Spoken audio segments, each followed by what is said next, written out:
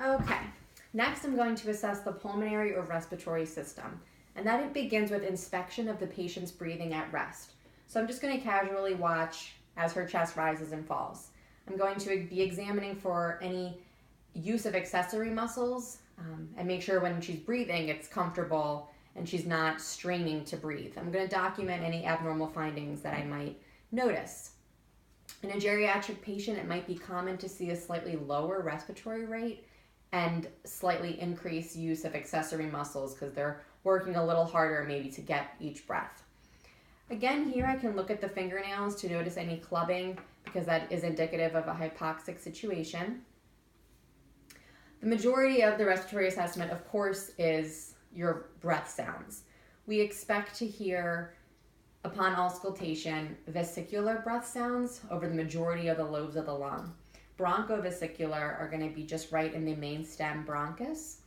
Any abnormal sounds that I might hear are going to be documented. They could be fine crackles, coarse crackles, inspiratory wheezes, or expiratory wheezes, and everything does need to be documented. You can just breathe normal. Just lean forward a little bit. Great. I didn't hear anything abnormal, which is really good. It could be common in a geriatric patient. You could have very diminished lung sounds at the bases of the lobes, and that could be a sign for atelectasis, which is common. Also, I would want to look for signs of any pneumonia and obviously ask my patient if she has any dyspnea on exertion. So for example, when you walk up a flight of stairs, do you ever feel like you need to take a minute to catch your breath?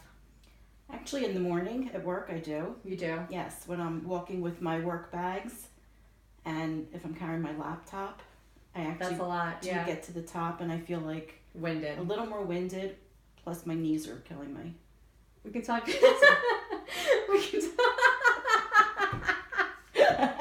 Sorry. Why are you laughing? Darn it, we're almost done.